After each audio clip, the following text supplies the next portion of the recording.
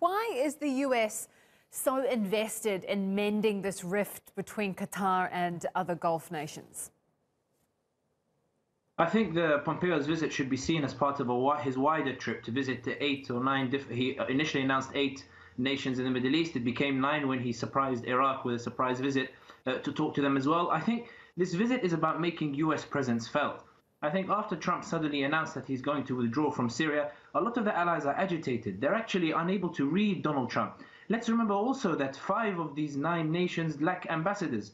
So in other words, there's no way really to communicate effectively what Donald Trump's policy is and what US policy is. Donald Trump has one policy, Pentagon seems to have another policy, James Mattis seemed to have another policy before he was kicked out. Nobody quite understands what exactly is going on. There's this talk of withdrawal from Syria, withdrawal from Afghanistan, and then an insistence, no, they're going to stay in Afghanistan, and then they're going to stay in Iraq. I think with regards to the blockade itself on Doha with this Qatar-Saudi feud, let's remember that the US is targeting Iran. The US is looking for some sort of cohesion to push back against Iranian influence. And it sees Saudi and Qatar as key allies in trying to push back against this Iranian influence. I don't think the Qatar blockade is that high on the priorities of the US. I do think Mike Pompeo addressed it more as a side issue, given the attention that is given to this issue by the Qataris and by the media generally. But I do think Pompeo's visit primarily is about trying to tell the allies exactly what the US is about in the region, which is that we're not leaving, we're still here, don't worry, we'll still protect you.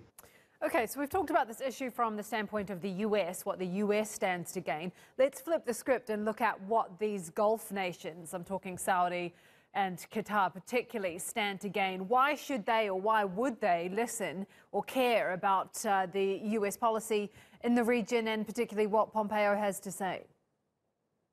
Well, let's take Saudi first, and then we'll talk about the Qataris. For the Saudis, let's remember that from their perspective, their foreign policy is not exactly as mad as we like to make it out to be. They see to their north, they see Iraq is being run by the Iranians. They see Bashar al-Assad surviving because of Iranian support and Russian support.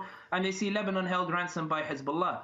To the east, they have Iran itself, and they have the other Gulf states around them privately improving their relations with Iran because they see Saudi is actually weakening. They also see to the south, they see Houthi surviving in Yemen. Houthi is standing up to the Saudi bombing campaign. And to the west, they see that Sisi is not really standing with them on any issue. He pays them lip service in Yemen, and he's been standing with Bashar al-Assad from day one of the revolution. And the UAE, in the meantime, is pursuing an aggressive foreign policy that's at the expense of Saudi interests. So the Saudis will be very keen to listen to what the Americans have to say. They want to guarantee that they will protect the Saudis. Bin Salman will want to guarantee that America will still protect him despite this media onslaught regarding the Khashoggi case. For the Qataris, they really want an end to this blockade. Qatar doesn't like being isolated. Qatar relies on soft power, not hard power. The Qataris want the Americans to tell the Saudis to come and solve and come and bring peace back between Qataris and the Saudis. But the Qataris want it done from the perspective in the sense that they will be allowed to continue expanding their influence in the region via the Muslim Brotherhood, via promotion of civil societies,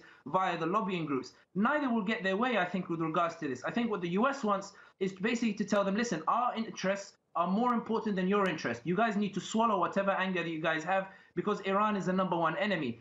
So I think from the Gulf perspective, what they will be wanting from the US, each one will look for their own particular interest. I think what is very difficult, and I finish on this point, what is very difficult about what the Gulf interests want is that there's a difference between the interest of the state and the interest of the individual. Mohammed bin Salman's interests do not necessarily correspond to the interest of the state. Mohammed bin Salman wants to survive. He lacks family support, he lacks popular support, and he lacks religious support, so he's searching for international support. This is why he relies on Netanyahu, this is why he relies on the US. But Saudi interests mean that it should be more towards the Arab fold, more towards the Islamic fold. You can't do that if you're always getting closer to the Israelis and to the Americans. So there's a bit of this contradiction going on here. And then you have the US, which is basically saying, as I said, we don't care about these interests. We're here, we're staying, we're pushing back against the Iranians. Everybody get in line. It's fascinating, isn't it? Last thing I just want to ask about Pompeo and Riyadh, and particularly I'm thinking about the Khashoggi case. I mean, is anything that Pompeo says really going to make any difference to the way Saudi approaches the Khashoggi investigation? Your question assumes that Pompeo and the US care what happens about the Khashoggi situation. But Trump said that, why would I give up $110 billion of contracts for somebody who wasn't even a US citizen? Khashoggi is only being spoken about by Pompeo because the likes of yourself and TRT World and Al Jazeera and the other channels that are pursuing a noble cause in keeping the case relevant. That's the only reason that Pompeo is even mentioning this. Pompeo would be more than happy to shelve the issue and focus on what he sees as the real issues.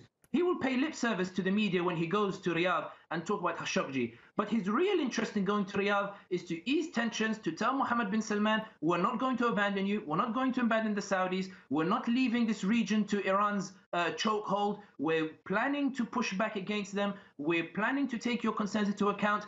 And the proof of that is the way that he lambasted Obama indirectly in Cairo. Obama went in 2009, gave these big hopes and aspirations of a new age, started pulling US influence out of the Middle East somewhat, perhaps indirectly. Pompeo said, no, we're not going to pursue this. America will not be made to feel ashamed of its actions. We are back. We are going to use our force. Our presence is going to be felt. This is what Pompeo is going to tell to the Saudis. It's not about the Saudis solve the Khashoggi case. He's going to the Saudis to tell them, don't worry, we've got your back.